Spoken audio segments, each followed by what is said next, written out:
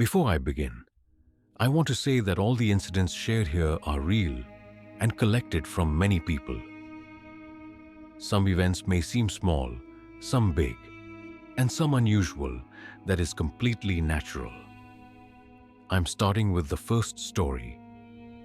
I want to share something frightening from my childhood.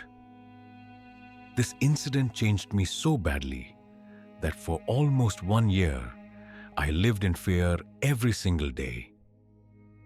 I was scared to stay alone. Even going to the bathroom felt impossible without someone nearby. People often enjoy horror stories and say ghosts are not real. I used to think the same. But what happened to my family taught me that some things are not as harmless as they sound. This story goes back to my school days in the late 1980s. My father was a government doctor, and his job required frequent transfers. One year, he was posted to a small town. At that time, a new hospital building had just opened there, but the doctors' living quarters were not ready yet. Because of that, many doctors stayed inside the old hospital campus. The old hospital was built during British times. It was huge and silent, surrounded by very old jackfruit trees. There were abandoned buildings, broken rooms, and even 2 old ambulances that were no longer used. For us children, it felt like a playground. We spent most of our day outside, running, playing, hiding inside empty rooms. Behind the hospital, there was a small forest path that led to the river. We had no fear at all. Then strange things began to happen. At night, my elder brother started having disturbing sleep problems. He would groan, cry, and suddenly shout while sleeping. Sometimes he even got up and started walking without knowing it. Twice, he opened the main door at night and walked outside. One early morning, my father found him standing under a large jackfruit tree, far from our house. After that, my mother started locking the door from inside every night. My dreams were different, but worse. In my dreams, my room no longer looked like a home. Everything changed, as if time had gone back 50 years. Instead of furniture, I saw rows of hospital beds. Patients were lying on them, some in pain, some silent, some staring into nothing. One night, I sat up in my dream to look around. That's when I heard a voice behind me. "The child is awake. Give him the dose." I turned around and saw a woman in a white nurse's uniform. Her face looked calm. Too calm. She broke a medicine vial, filled a glass syringe, and gently held my hand. I tried to scream. I tried to pull away. I woke up shouting. My brother shook me and said I had been screaming in my sleep. When I went to wash my face, I noticed something horrifying. On my arm were deep finger marks, 5 clear bruises, as if someone had grabbed me very hard. That morning, my parents were shocked. My mother tried to calm us, saying it might have happened in sleep. But still, she tied protective amulets on both of our arms. A few days later, something happened that changed everything. It was the night before Eid. The doctors had installed a large refrigerator in the old hospital building. For us kids, it was exciting. We dreamed of ice and ice cream. Late at night, my brother and I were carrying bowls of milk mixture to the fridge.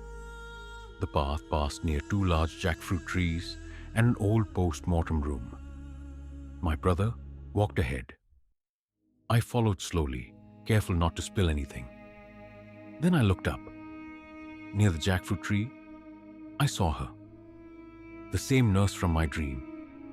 She slowly stepped out from behind the tree and looked at me.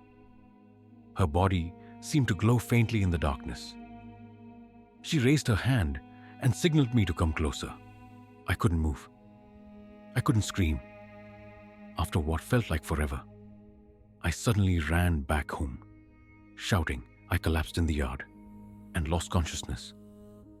When I woke up, I was in my father's arms, shaking uncontrollably. That night, no medicine could make me sleep. The next day was Eid, but there was no joy. My fear became so severe that my parents took me to my grandparents' house the same day. Soon after, my father got transferred to another town. For 1 full year, I stopped going to school. Later, after long counseling and treatment, I slowly returned to normal life. I never saw that woman again. Or so I thought. Many years later, when I visited that town again, the old hospital campus had changed. The jackfruit trees were gone. New buildings stood there. As I stood near the place where that tree once was, I felt something cold behind me. I didn't turn around. Some memories are better left unseen. Now, I am moving on to the next story. I heard this story from a close friend, and I'm telling it exactly the way he described it to me. This incident happened several years ago in a quiet rural area somewhere in Asia. The villages there were close to one another, separated by narrow fields and dusty paths.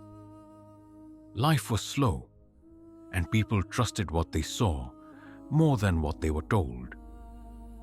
In one of those villages lived a young girl, barely a teenager. She came from a poor family and was known for being calm and obedient. No one could have imagined that her name would one day be spoken in fear. Everything changed without warning. At first, her behavior shifted slightly. She began smiling at empty spaces, whispering to herself when she thought no one was watching.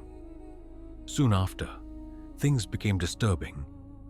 She would suddenly push people, wander off alone, climb tall trees, and sit there for hours, staring into nothing, as if responding to something unseen.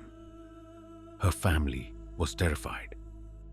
They tried doctors, home remedies, prayers, anything they could think of. Nothing worked. As her condition worsened, desperation took over. Finally, they called a local spiritual healer, hoping he could explain what was happening to their daughter. In Muslim culture, commonly known as the Imam, when he arrived, the girl was not inside the house. She was sitting high up in a tree. Villagers gathered below, calling her name, begging her to come down. She showed no reaction. She didn't move. Eventually, someone climbed up to bring her down.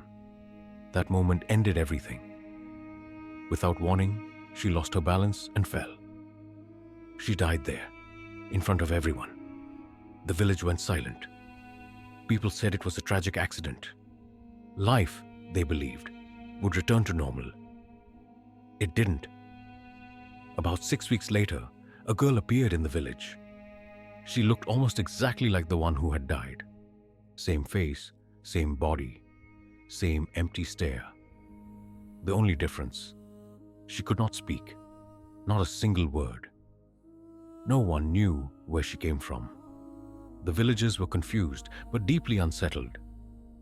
She avoided questions and simply watched people.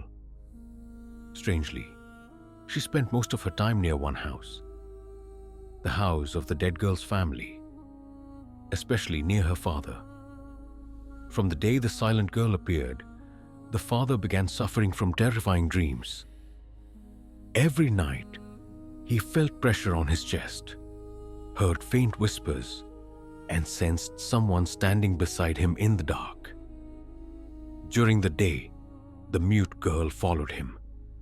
Whenever she saw him, she tried to gesture, as if she wanted to say something important but couldn't. Then came the night that ended all doubt. The father woke up late and stepped outside with a flashlight. His daughter's grave was nearby.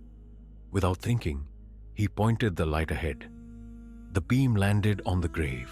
Something lay beside it, wrapped in burial cloth, and the grave itself was open.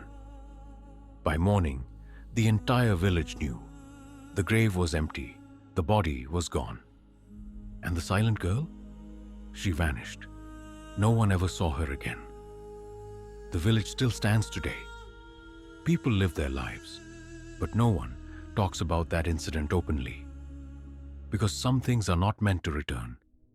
And when they do, they don't come back the same. I'm sharing this story the same way it was told to me. Collected from different people, retold exactly as it reached me. Now, let's move into what happened next. It was a night deep into the rainy season, somewhere in Asia. The clock had already passed 11. Outside, rain hammered the streets like it had something to prove. A friend of mine was alone in a newly rented apartment. His family had moved there barely a week ago. The building was old, 6 floors tall. They lived on the 5th. The owners stayed 1 floor below, and the top floor was completely empty. That night the power went out. Storms did that often. He finished dinner by candlelight and went to bed while the rain continued to fall, heavier than before. Sometime later, he woke up. No reason, no dream, just suddenly awake. His phone showed a little after 2 in the morning. Sleep wouldn't come back, so he lay there, scrolling, playing games, trying to ignore the sound of rain. That's when he heard it, a noise, coming from the dining area next to his room, soft at first, then clearer, the sound of movement, plates shifting, as if someone was eating. He froze. There was no one else in the apartment. His heart raced, but he tried to calm himself. Old buildings made sounds at night, especially during storms. He told himself it was nothing, but the noises didn't stop. Then he heard something that made his breath catch. Water being poured into a glass. He listened closely. A pause. Then the distinct sound of a glass being placed on a table. Someone had just taken a drink. Fear finally won.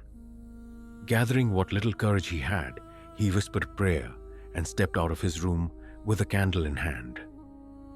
The dining area was silent now. Too silent. The table was clean, no food, no mess. Just 2 empty glasses sitting side by side. He went back to bed shaking, pulling the blanket over his head. That's when the real disturbance began. From the floor above, where no one lived, came the sound of footsteps. Slow, uneven, then scratching, thudding, like someone trapped, clawing at walls, trying to break free. The empty floor shouldn't have made any noise, yet it did. Terrified, he typed everything into a message on his phone, saving it as proof, just in case morning came, and this all turned out to be a nightmare. The sounds grew louder. His fear grew heavier. Unable to take it anymore, he called his mother, who was away at the time. She didn't fully believe him, but tried to calm him down, suggesting he step outside, get some air, maybe go up to the roof. Clutching a torch and an umbrella, he left the apartment. It was close to 3 in the morning. The rain had softened. The building was unnaturally quiet. He climbed the stairs and reached the rooftop door. Shining his torch around, he scanned the open space. Then he saw someone, standing in the far corner of the roof, still, silent, soaked by the rain. Relief washed over him. Finally, another human being. He walked closer and realized it was a teenage boy, maybe 16 or 17, thin, dressed in white, completely drenched. The boy stood with his back turned, unmoving, as if unaware of anyone else's presence. Trying to sound normal, my friend asked why he was up there so late, standing in the rain. The boy slowly turned around. His face was pale, too pale. His eyes looked wrong, sunken, yet unnaturally bright. "This is my home," the boy said, his voice flat. I live here." And then, without another word, he stepped backward and vanished from the edge of the rooftop. That moment shattered my friend. Fear overwhelmed him. The world went dark. When he woke up, it was morning. He was in his bed. The apartment was full of people. The owners, neighbors, strangers, all staring at him. He screamed, asking about the boy, begged them to save him. The owners went silent. When my friend described the boy, the woman of the house broke down in tears. That was when the truth came out. Years earlier, her youngest son, mentally unstable, had been kept locked on the top floor. One stormy night, he escaped and was later found dead after falling from the building. Since then, the top floor had remained empty. No one could stay there. Strange sounds, disturbing experiences. One family, even left after their child, began acting strangely. My friend had never known any of this. Yet that night something, or someone, had remembered. Maybe it was grief, maybe guilt, or maybe some echoes never leave the places they're born in. Some stories don't end with death. Sometimes they just wait for someone to notice. Now I am moving on to the next story. I'm sharing this story the same way it was told to me. My great-grandfather was a respected imam in our village. People often came to him for guidance, not just in faith, but in dealing with problems they couldn't explain. One day, a man in a nearby village passed away naturally, but soon after, strange things began to happen. One by one, members of his household started dying under mysterious circumstances. Word of this reached my grandfather, and he quickly realized that something dark had taken hold of that house. Determined to stop it, he went to the house. There, he found 4 living members still trapped in fear. He spoke to them calmly, explaining that there was a way to save their lives, but it had to be done precisely. He instructed them that at midnight, 4 muezzins, one at each corner of the house, must call the azan. At the same time, the grave of the first person who had died had to be exhumed. When they followed his instructions, what they discovered was horrifying. The corpse's mouth was stuffed with its own burial shroud, as if it had been devouring the fabric. My great-grandfather concluded that this was the reason the household had been cursed and why the deaths had continued. Under his guidance, they removed the body, performed the proper ritual washing, and held a proper funeral. The body was then reburied in a different location. From that night onward, the house fell silent. No more deaths, no more fear. Whatever darkness had taken hold had finally been lifted. Now I am moving on to the last story of this episode. Last year, during the festival month, a few of us decided to spend 10 days at the mosque, dedicating ourselves to prayer and reflection. Among us was my elder grandfather, a deeply pious man. Our imam at the mosque was a hafiz, someone who had memorized the entire Quran. On the 25th night of the festival, as he was about to leave to lead the evening prayer, we asked him to stay with us through the night. To our surprise, he agreed. After our evening meal, we asked him to share some of his real-life experiences, stories from his years of guiding the community. He smiled and said, "Very well," and began. He told us about a peculiar tradition in the region. Whenever someone passed away in the village, a hafiz from a nearby madrasa would visit the deceased's household and provide meals for 40 days. It was meant to ease the soul's journey and support the family. One day, a new student arrived at the madrasa. but there was no lodging available for him. So, on the first night, he had to share meals with the other students. Strangely, the very next day, someone in the village died. This meant, according to tradition, the madrasa could now officially provide meals for the student for the next 40 days. But even after 40 days, there was still no lodging arranged. Then, on the 41st day, another death occurred. This pattern continued 7 times in total, spanning nearly 9 months. Each death triggered the students' provisions to continue. Finally, the head imam had a vivid dream. In it, a voice told him that the new student would grow to be a man of extraordinary faith and virtue. The divine arrangement of the meals, the dream explained, was ensuring that this boy would be protected and nurtured for the future. The next morning, the head imam discreetly arranged proper lodging for the student and kept the details hidden from everyone else.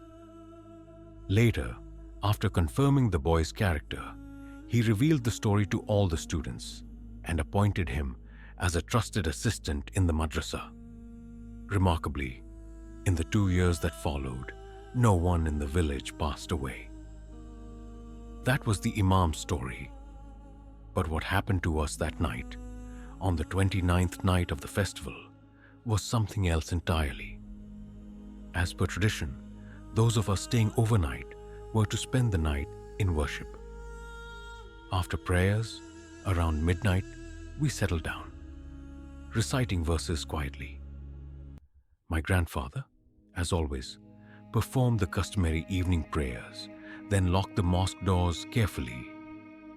We didn't sleep. We continued our recitations.